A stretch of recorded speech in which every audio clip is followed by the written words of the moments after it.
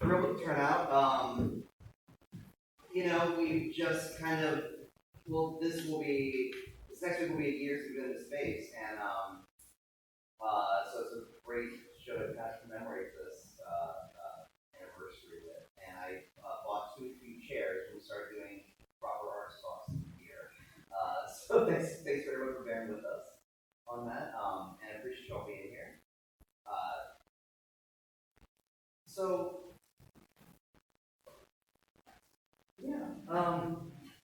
I guess an introduction to the show would be that the show was actually a bit different than this initially. The idea of fresh lowers came when Tom had sent the awning photo to Street Hall scene that somehow made production as fresh lowers, and through various stages of comedy, it ended up hanging on someone's flower shop. So, but initially, it was conceived around Tom taking the head paintings and creating sort of corpses out of them, in which you were kind of seamlessly putting 2 of them on one sheet of linen, and then kind of finding out how to bridge these gaps. So it's about sort of the awkward, ways in which things either come together or don't come together, and accidental image you get from that. The accidental image, yeah. So, being that it originated from this small public typo that became conceptually rich for you, can you talk more about what draws you to these moments of error or misalignments, and how you can have this forward? Yeah.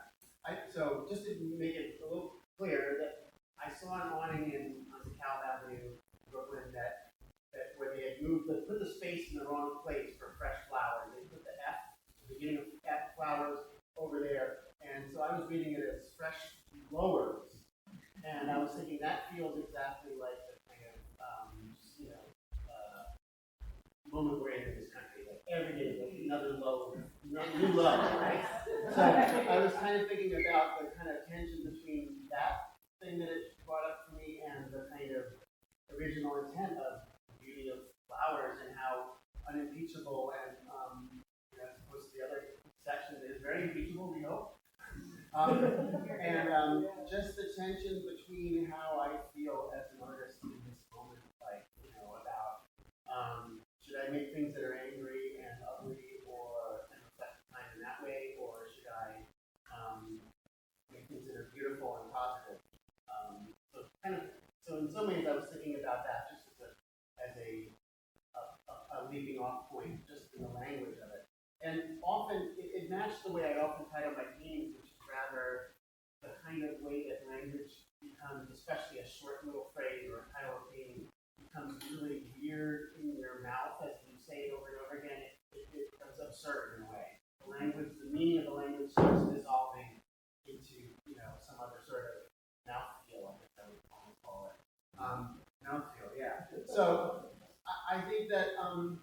So I was wondering that when I had made these paintings, as Jared was mentioning, over last winter, and they are because they're like one painting that has kind of reached 100%, and another painting that's reached 100%, and I put them together, it's like all too much in a way. It's 200%.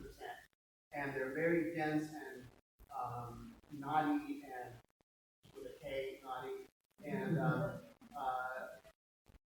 very claustrophobic in a way. And maybe in retrospect, I'd say they're very New York like that. And then last May, I got up to Maine, where I had this beautiful large studio that was my mom that I inherited basically when she passed away.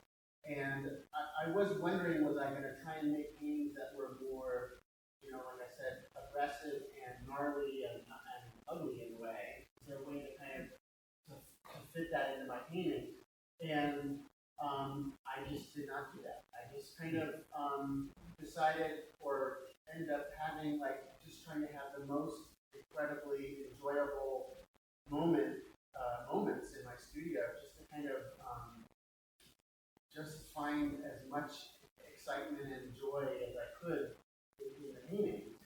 And I still have tension in my mind about how we're dealing with politics, about like, you know, hiding away from it in a way, and turning off the news, which sometimes we have to do, and things like that. So I don't really have any conclusions about that, but I feel that these have some sort of, in my mind, kind of context in now that I know, and I even see things in them that I don't even want to name for any of you here that I feel are actually very specific to the wider world and the wider politics of this country in a lot of ways. But because I think my paintings for a bunch of years now have been this exercise in leaving them open to interpretation for people, for the viewers, to let them kind of complete it. Often it was this thing of things that could kind of appear as figures if you wanted them to, which is like a pareidolia response where we see things that figurate in, you know, unintended and abstract kind of phenomena in a way. I feel like these ended up being a lot less about figures and more about, more about place in a way. And as I went through the summer, I discovered that something was happening in them about light that I hadn't intended really. And so that's the best moments for me when I end up doing something that I suddenly have cooperated with myself on, made a collaboration with myself in a certain way, and found something that is like not really conceptually foregrounded in the process. It's not the horse before the cart. It's like kind of like the making of the thing, the process, then shows itself to me as ideas, and then I can recognize them and, you know, and have a cyclical dialogue with them of understanding what I'm doing, but also moving them forward. So somehow these paintings all became about kind of light and air in a way, and so that seemed to be very much so. These are all done in Maine. Every painting here is done this summer up in Maine, and being up in Maine for me, like being away from New York in a way, is a place apart in a way mentally and kind of, you know, spiritually almost in a way. So it felt like I had to let that happen. Even though I kind of had some intent to try and make them gnarly and nasty in a way. And so my conclusions at the end of coming out of the other end of it are perhaps that this is what I should be doing in terms of dealing with the situation out there, is that there's so much, you know, negative energy and negative thoughts flying around that maybe I can just, for myself for sure, my own mental self-preservation in a way, I need to be as like positive as possible, and then these things can hopefully be positive for you. That's kind of how I frame them in a way. So you didn't really answer my question. Okay. I'm just saying. Which was what? No, it's interesting what we said, because I was talking with Tom McGlynn, and he was talking about, like, you know, at a time when like our attention spans are being like weaponized against us, right? With that just kind of the artist's space in the studio is also kind of active resistance in that capacity. So that's kind of what you're describing. That's kind of what I got to, yeah. But what was the question again? No, you answered that. About how it becomes a catalyst for the sort of the misalignment becomes a catalyst for all. Yeah. I mean, I think picking up a little bit more is that I feel like it's my job actually to be. It's my job to have as much fun as I possibly can in the studio and be like, I'm capable of it. That's the first thing. I'm capable of having a lot of fun painting. There's a lot of joy. Yeah, and other painters are not so much. That's how they're going to act. And so this is my ability that I have in a way, is to kind of be as kind of, I don't even like the word expressive, but as kind of joyful and immersed. I think that's the thing.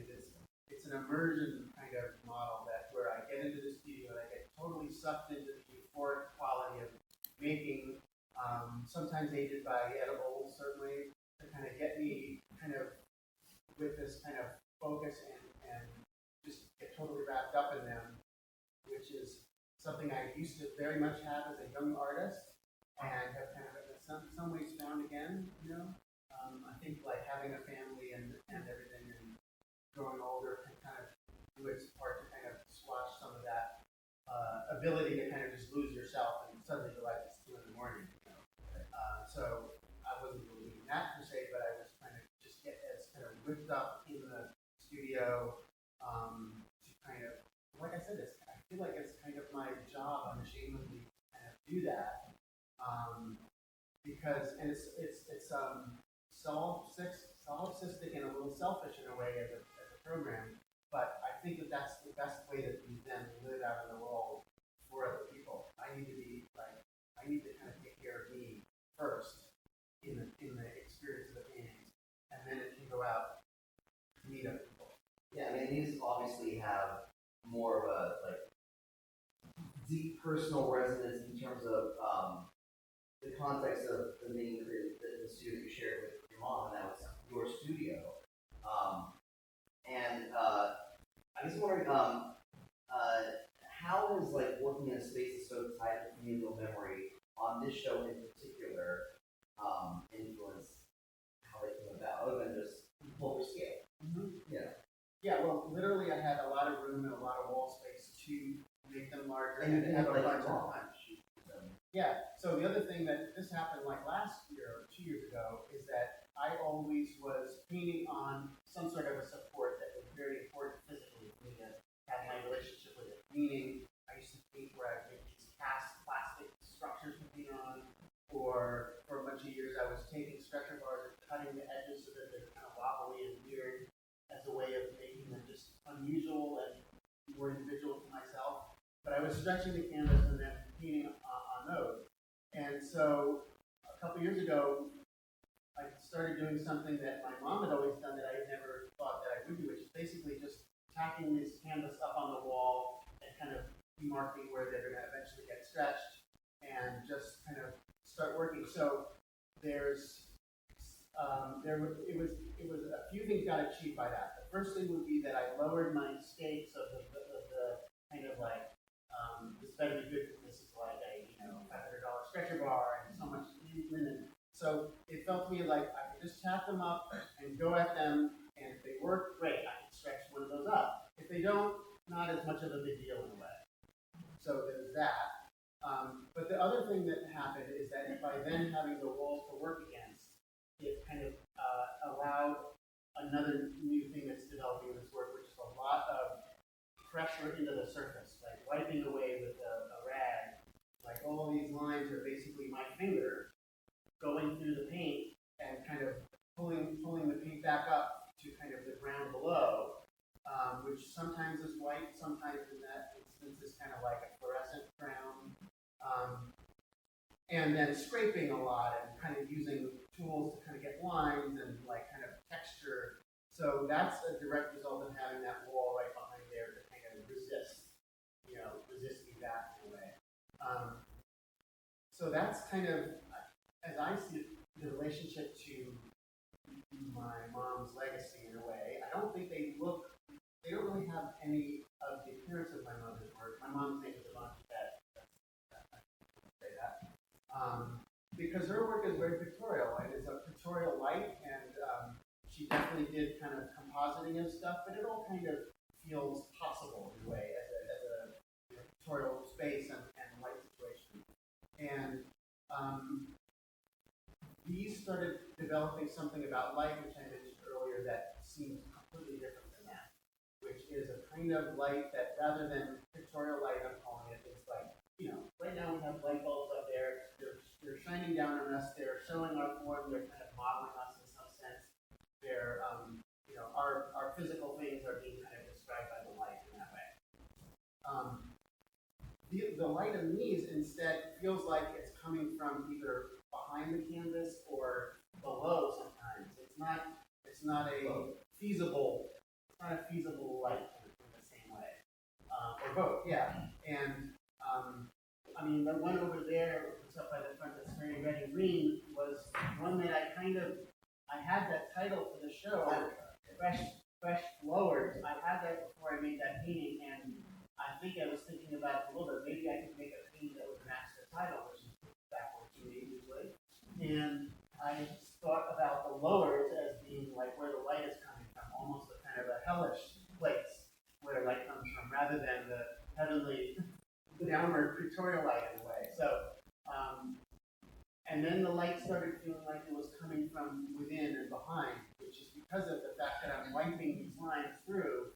It feels like there's a luminosity that's behind the thing that's being revealed out, that's being wiped out, and they often feel like kind of almost like neon tubes, the way my finger is doing that. So that was like, that's one of those things, like I'm saying, it's a discovery that just comes out of the process, and then I start knowing how I can deploy it in the next paintings, and it gives me ideas for how to use it in a way. But it wasn't this idea of like I didn't say the summer at the beginning of the summer I'm going to make a bunch of paintings about the light that's coming from within the painting. That's not how it works. And just like the gradients also contribute obviously to the sense of light that we can talk about. Like they're also referencing just this sort of natural value that certain colors have in relation to one another. And I feel like a lot of these developed as a result of from your previous body of work. There was one painting which was here, it's no longer. We did something kind of sacrilegious, and we actually rehung this wall halfway through because there's too many paintings that needed proper clay. But this painting that was here needed eraser. It was a very monochromatic, kind of black painting with some violets and blues. It was much denser than these, and it was kind of one-off from the last body of work. This is what we talk about most in your studio, in regards to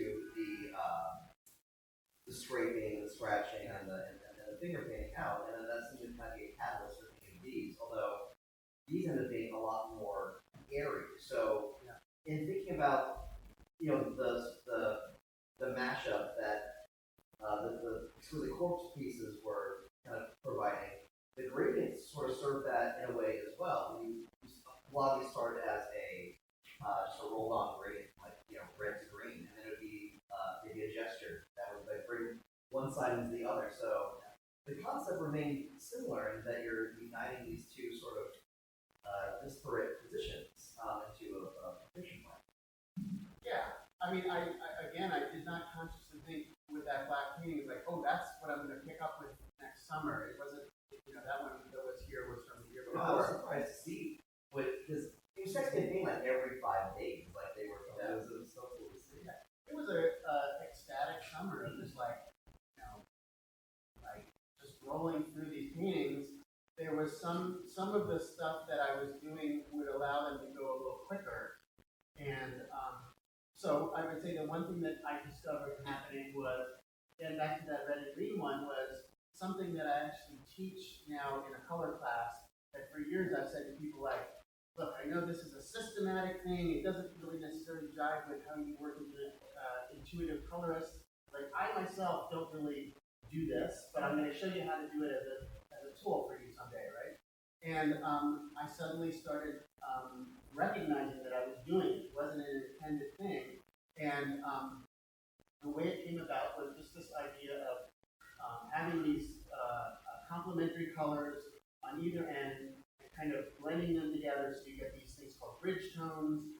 And then there's this kind of inherent, like, familial harmonic structure to the color established right at the beginning. And then I just came up with this magnetic word, and it's like having a really good rhythm section that holds the whole thing down, and then the improvisation can happen on top of it. And in some ways, you always have a bit of an anchor. So the kind of color palette setup that would happen at the beginning that does a bunch of things. One thing it does is that it gives you these amazing colors that are like the middle of that painting back there has the most god-awful browns in the middle of it, that if I were to just excise that little color, I'd be like, oh, it's dead as a doornail, right? But because of the fact that it's with its parents, with its kind of its generational kind of sources of the red and the green, it actually has a tremendous amount of life to me, I think. I was discovering how the most disgusting desaturated color could actually have a lot of energy. So that's like exciting. Just on that sort of color thing there. But then when I start kind of having that thing set up at the beginning on many of these, this one went a lot of different places, so maybe not this one as much. But then I can basically start with for this drawing, basically, with my finger, drawing in with the rag. That's the improvisational part, and I don't have any drawings or sketches or plans for it. I really just kind of go at it. So there's a kind of a structural thing that's holding things together in a certain way, color-wise, and also that is a light generational device as well. Those kind of complement sometimes. It creates an energy between it, and you can also sometimes lighten the whole thing up a lot in terms of value, like that big yellow one, and still have it feel like it has gravitas or something, kind of, cyclical colored gravitas. And then you can just kind of like just sing through the whole thing and just let it go. So the image making is really, in a sense, doodling, really large scale. It's like they just kind of come up. I could say subconsciously if I thought that was like the active word, I don't know, but yeah, in your interview with Suzette, something I really loved was you talk about how your reference for abstraction, also how abstraction is so serious, and you were talking about certain references to kind of place in it. A way to take the seriousness out of abstraction is putting figures in, because figures can be fun, and abstraction is not necessarily. Yeah, I mean, that's a pretty funny painting right there in a way. There's a kind of Adobe thing there that we kind of want to make a being in a way, and therefore it's kind of funny and awkward, and there's some sort of a grouping of these things in a way, and so we're projecting something into it that I always felt that like abstraction was always kind of has a withholding thing that I want to kind of get around, and I want them to feel like they are not so contextually bound to kind of intellectualism or concept or reduction, let's say. I think the other thing that I noticed once the show was up, that I had a lot of comments from people, maybe generationally based. Some people said they feel very sci-fi, science fiction-ish. And I was like, oh, I think I know why. Is that a lot of these paintings feel very place-like. Something about the structure, right? There's a foreground or a background, there's stacking, there's a kind of a bunch of stuff on the side and then a kind of a see-through to the far distance in a way. And then you have gradients, which automatically feel like landscape and place, especially if they're horizontal. But the reason that they're ultimately sci-fi is because the light and the structure of the design does not satisfy what we think of as landscape, or it's not recognizable in that way.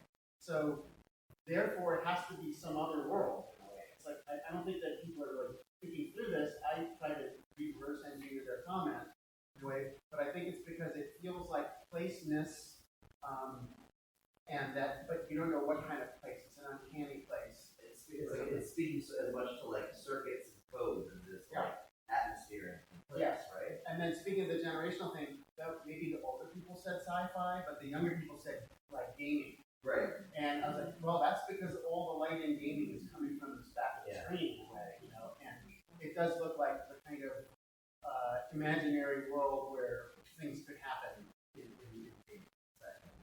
I mean, so obviously we get a lot of questions about how they're made and whatnot. So we talked about the finger painting and the scraping and the scratching, and so you're approaching all these very sort of easily understood methods that we like all have kind of an intrinsic understanding of, like, or we were creating art as kids or whatever. Like, you know what a finger painting is, you know what the script. Like, they're methods that you're using to kind of take it. Well, it transcends you. It becomes greater than the sum of its parts. But I think it also, we talk a lot about your other bodies of work as well. Like even well, of course the collage book page that we had in the other gallery 2 years ago. But then I found myself talking a lot about your installation at Krogi with the upside down flooded studio, made of cardboard, and I feel like there's this utilitarian thread that sort of runs through your interests in making paintings or objects or installations that keeps it very sort of like grounded in I I guess, grounded grounded in the world. You know, it does have a hierarchy that we associate, like you said, with a lot of abstraction. So I'm wondering, like, how does that idea of like utilitarianism for you play into the way you think about making world painting? Well, I think that actually the few links to that are the idea of play, and that's what I'm basically doing. I'm just like setting up a situation where I can just invent and play and doodle, like I said. It's just, it kind of ends up as paintings, which supposedly have more importance than the little thing you're drawing on your phone. I think the other thing is that I've always had a sense of, like I said, uncomfortableness with the lack of work ethic that some abstraction can have.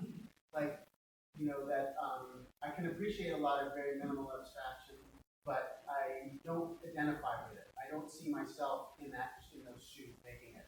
And I want something that will kind of like go in different directions and have the ability to kind of go off program and meander and develop things. And I think then these paintings are, there's a lot of painting process stuff that's in them that I think gains them a lot of fans of other painters.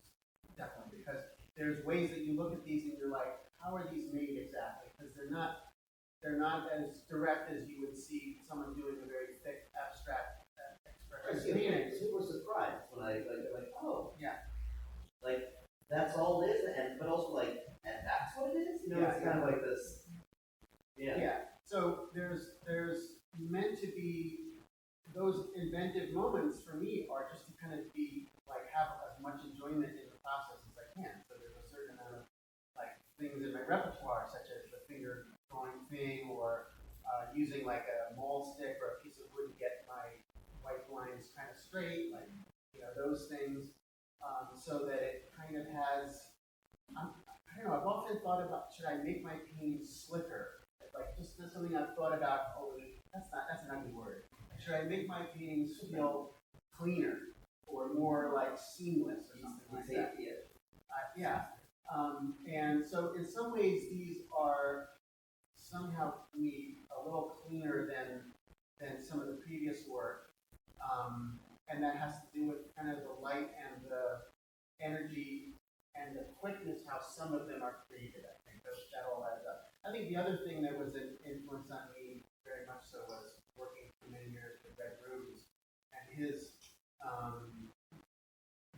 regular approach, his open approach to making art that wasn't overly intellectualized, overly schooled, overly whatever. I should open it up. Yes, I think we're ready for questions. Yeah. Yes. Thank you both for this really great conversation on Tom. It's so much fun to hear you reflecting on the nature of these things. And one of the things that's really striking me as I look at this canvas is the layered quality of it.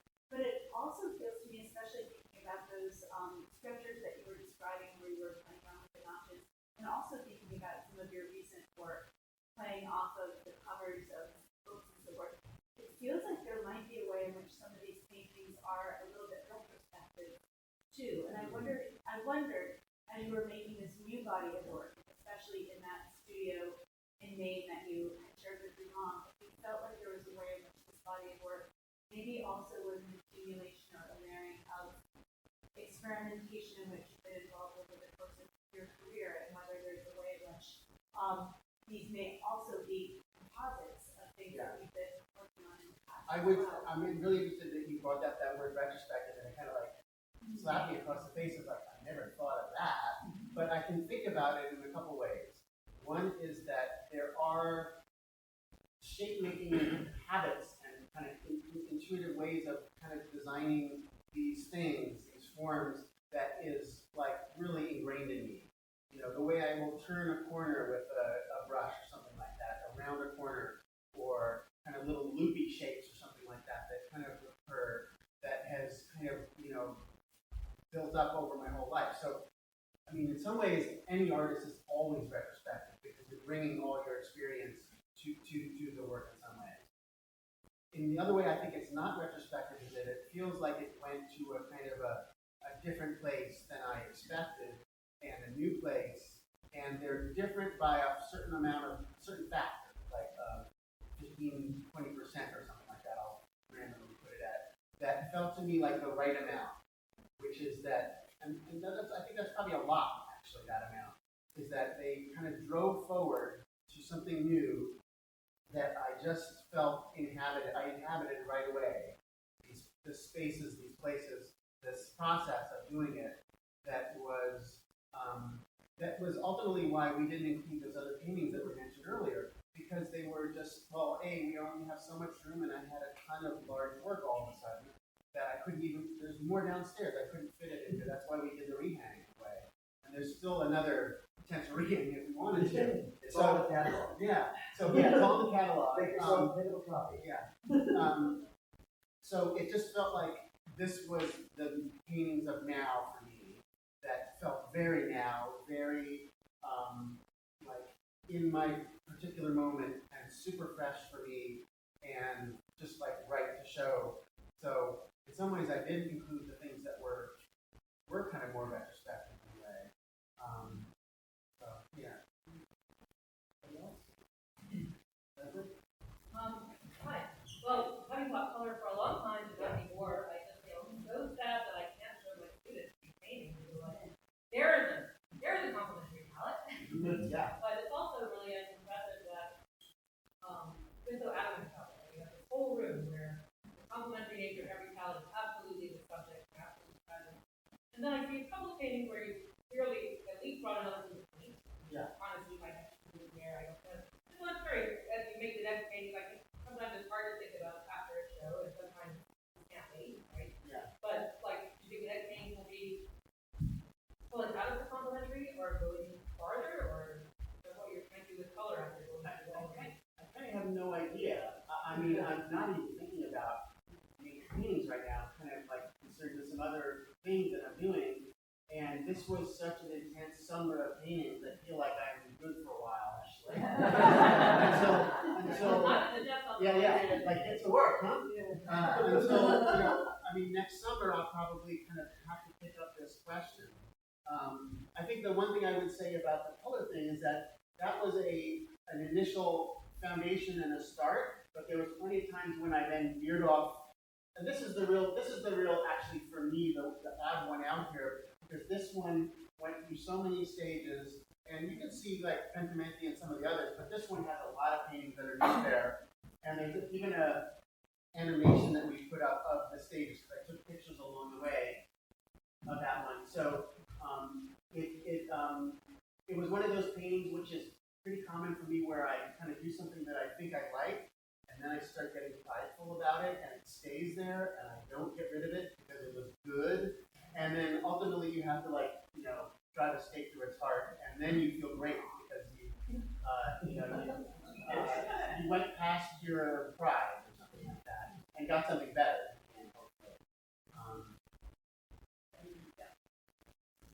Yeah, run. Oh, I'm curious about the luminosity part. I mean, when I first saw the show, that's what really luminosity.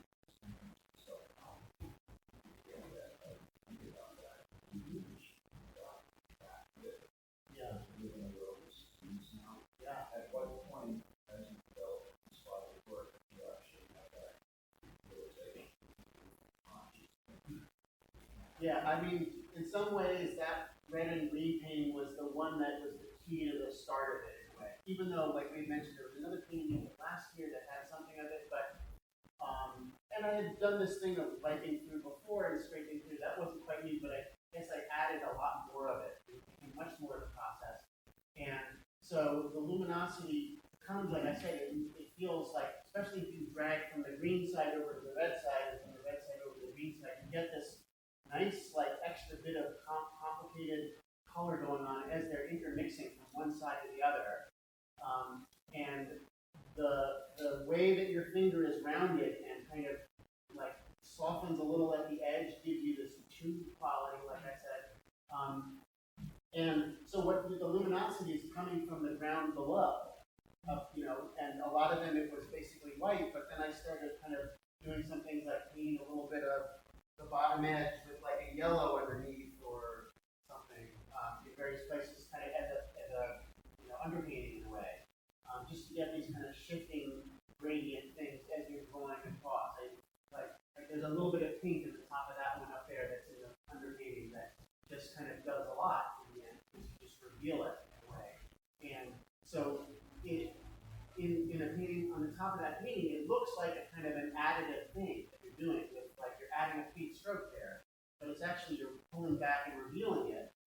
So because you're excavating back into the surface of like just a millimeter in a way, there's something about that quality that then releases the light that's on the white canvas originally, or something like that. So that feels like, I think that's where the kind of the luminosity is. And because I had a studio visit from Catherine Bradford pretty early on in the summer, and she brought up the light in that, and I was getting opinions about, like, I had some paintings that got a little denser and darker, and she was like, I really like the ones that feel like they're staying kind of high heat on the light. So I was like, okay, I'm gonna take your advice for a little while, and I think this one was probably a result of that, where I just kept everything fairly high value. So there's just a lot more light bouncing off the paint as well as being revealed from behind. So there's this lifting quality that I think normally I would feel like I need to nail it down. I don't want it to all just float away. But because, like I said, there's a structural thing about the color underpinning it, I feel that that, like, strangely is an anchor. Even if it's very high value, it's an anchor to the whole thing. Yeah? I have a question and a comment. That was beautiful. So, yeah. My It's a question. question is, do you think you could have made recent work? Or is there something like that's just so unique about that studio being that the light is incredible in that studio? And do you think that these happened because you were into the light being? So I feel like the light of Maine, which you see out there, I kind of am going to deny that it's from looking at the light. I think it's really much more from having the space in the studio and having the light within the studio. Yeah, yes, yeah, having the particular light in the studio, but really, I'm going to put most of it having a lot more wall space in a way, and being able to kind of, do a bunch of them at the same time and kind of stretch out and having the kind of ability to do that. I feel like it's probably more that. So your comment? No, that was a question. My comment is something that the man was getting at, is that I just, like, getting older, I kind of feel like the painting work is very circular. Like, that you kind of go this way, then you go back a little bit, and you keep moving around. So I'm thinking that some of the qualities of these paintings are very reminiscent to some of the qualities that I find in your works on paper, like the book pages. Sure. And you're so picky. I was going to tell you that. She's so picky about the quality of the paper that she uses, and the words on the paper, but the quality of the paper that she uses. And I'm feeling that in these paintings, the way that you're kind of scrubbing some of the paint in a way has the texture of that paper. So I'm feeling like that's sort of circular for me, like revisiting the works on paper, but in like a completely different way. Like I feel like there's, it's this continuum, but like moving back. Yeah, we've got a few comments from visitors about the same thing. Oh, really? The washiness of things, like, related back to that, yeah. I mean, I think that those works on paper are very much, they are literally art collages. And I've always thought that my paintings are collagists, which it feels like there are things that are kind of cobbled together, and there's always an inherent level of awkwardness of them not really living together perfectly in the way if you're doing a painting of still life with a window, you're trying to make that unified light, that unified space, and make it all feel copacetic and kind of togetherness in a way. And I think that I've always had these inclinations. Maybe this is the retrospective thing. We've always had these inclinations to make things kind of a little uncomfortable and awkward. So, and I think that that's probably so that then I can do other things that are as kind of flat out beautiful as possible. You have a little bit of tension there. I think what's so cool is like because you do jump around with different materials that you're asking ideas. And you have a lot of history with different things that you come into the work, and it's not self-conscious. It's something that just happens because you have these abilities with your sponge and you absorb it all. Yeah, all the gradients that are needed are definitely present. Right.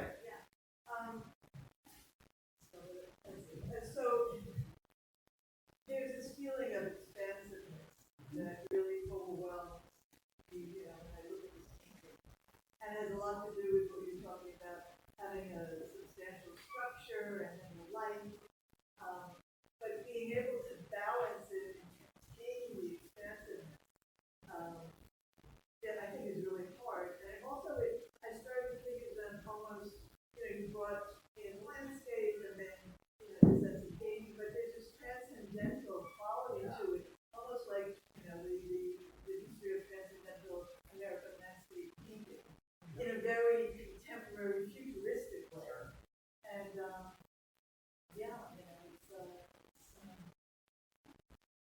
Yeah, I mean, impressive.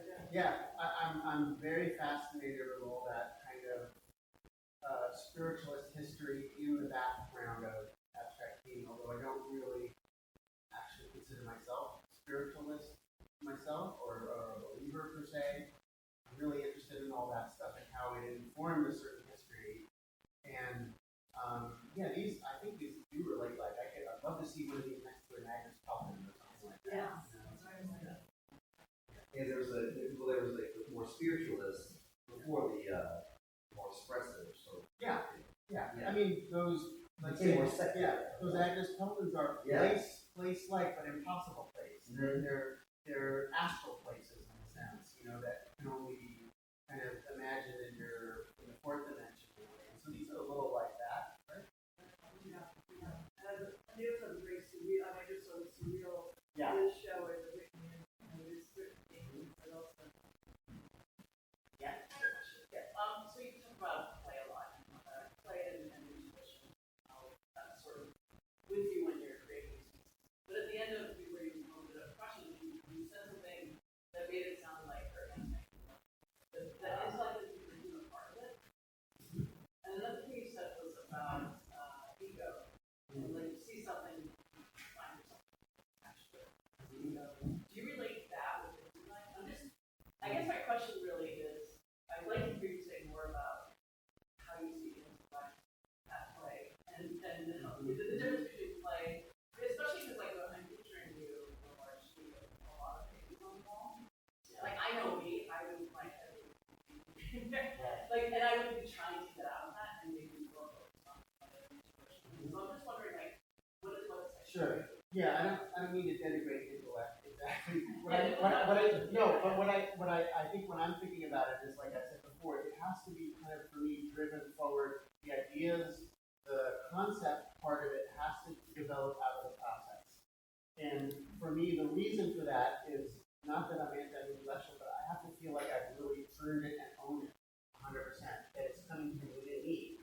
Because my paintings are imaginative. They're not depicting the world in any way. So it has to come out of me, and it has to be something that kind of just bubbles up at the right time. And then you have to be smart enough to recognize it and say, that's an idea, and that's a concept, and I feel ownership of it because it came from within me and not from from the world of language in a way. Like I think that it's about that these are very unlinguistic and language-based ideas, and conceptualism tends to kind of have a lot of language attached to it, and that drives the formation of the idea kind of exists a lot in language, and then it finds its visual form, let's say.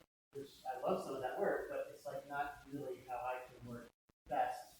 And I think also for me, when I have tried to do some of those things, I'm always finding myself dissatisfied with the result. I don't. It's always lesser than the idea in a weird way. If I can paint my way into the ideas, then it's not lesser than. And what was the other thing we wanted to talk about that you said intellectual? Ego. Do I see ego as being somehow kind of an intellectual kind of based thing? Well, I'm not really very up on my, Jung or Freud or anything like that, so I don't really know if I know what I'm talking about, but I guess I sometimes use the word ego and pride as interchangeable, right? And again, if I go with my pridefulness in painting, I feel pride in the show, 100%. I'm very happy with the show. But in the process of making the paintings, if I kind of find myself thinking I'm clever, then it's kind of a danger zone because I can make those are the things that again are like, oh yeah, I did that really good thing last week. That worked great over there. I can do that again, and you probably all recognize this. You do it again, and you're like, that's so disappointing. It just didn't work, and it's because you got ahead of it. You know that it's good, and then it's just gonna fail in a weird way. So I definitely have moments of like, and it's provisional. Like I'll think of something that I kind of like that I did, and I'll maybe hold on to that for a little while, and then I'll have to get rid of it because it's not really working in a larger sense, or it's not driving me forward to some sort of discovery in each painting. Each painting has to kind of feel like, how did I get here? And they have to feel like I got here because I trusted like the intuition and the energy to kind of deploy and just kind of go forward. And so a lot of my images, I feel a little bit like I don't think I wanted to make that image. If I'm making images I want, then again that's that kind of somewhat limited pride-based thing of knowing what you do that works and redeploying it and whatever. And there's many artists who do that really well. They really have a consistency. They know their lane. They know how to kind of reiterate and rework things that they're thinking about very fruitfully. But I just don't think that I'm that person. So, yeah, I think that kind of go back to the last show thing is that maybe it has to do with a bunch of things in my background. I mentioned red rooms was a kind of key thing. The other key thing was that I didn't go to grad school for a variety of reasons, and I don't really need to kind of dump on grad school per se, but there were reasons why I never felt it quite salient for me to go in a way, and I don't really regret that. Having been around grad schools and know people who go to grad schools, I saw some of the things that could be bad about it, some of the dangerous things, which was to try and make you kind of, in a sense, professionalize and find that lane and like defend that lane, right? That's part of the process of being in an academic institution for those kind of things, which again is great for some people, but was not going to quite work for me. And then my background of having artist parents was another reason why that just didn't happen in a lot of ways. They were my pre-grad school, being brought up by artists. So you just use insert design and nothing else, like any clusters. Yeah, very little. For many years when I was not even middle school, sure. Yeah, Triprenoid or whatever, Gansol, that's what it is. And for many years I used to paint in one-shot enamel paint, which gives you this amazing consistent surface and gives you amazing sharp edges when you put it down with a brush. That I always loved the quality of that feeling like I could improvise, but they would always have a crisp, almost pop quality to them as abstract painting. And so when I transitioned into using oil paint, I then kind of wanted my paint to feel like that paint, so I was thinning it down with a fair bit of Gansol to get it to kind of flow. And none of my paintings are very thick or pasto or anything like that. And because of all that thinner that's in there, they don't have much like facture, whatever. What's that word?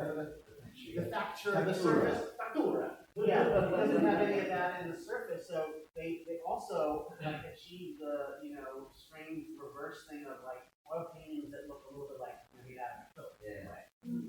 That people often don't quite know how they're made. So I mean, definitely the kind of blended stuff looks more like oil paint, but otherwise they feel often like they feel a bit like I'm putting wet paint on top of already dry paint, which is kind of true because I even often add a little bit of dryer and get the whole thing work forward, which is again from those years of the enamel paint, which dries very. Yeah. So Tom, the colors that you are talking about, the light, that light is almost like light symphonies to me, like they're, and again, a process question, because I really care about process. And so with the color and the light that that we talked, that you've been talking about, do you think that you create the light first and then surround the darks and bring the darks to bring the lights up? Or do you think it's both, it's opposite, where you paint in the darks first and then you say, oh, I think this like cadmium red with white is just gonna pop? I think it's that I'm kind of building the light in first with this kind of structural thing of the palette in a way. That is the kind of, like again, the rhythm section, the foundation of the whole thing is kind of doing this thing. Again, it's kind of complementary, so there's an energy between the two. And then I think I probably do tend to kind of go towards darks as much as I'm going to. Bring up the kind value. of build in a little more anchoring, a little more contrast. I like to do a lot of things that are very acknowledging of the rectangle, I think. So there's like stuff on the bottom that is like, you know, a frieze on the bottom that is kind of, you know, so they become very, what's the word, like theatrical space, just proscenium space or something like that. You know, where there's things that kind of curve around the top or something like that. You feel like you're coveting it in ways that you do similar to your books. You covet this little word or this little icon or something, and I always wonder which came first, you know, and there's always, you know, decisions that we make, that you make. I've been painting on book pages for probably 30 years. I've been making pages for maybe a little bit longer than that, so it is kind of cyclical and I'll own up to Anne's earlier comment about retrospective, but I'll admit to that. I think we're good, right?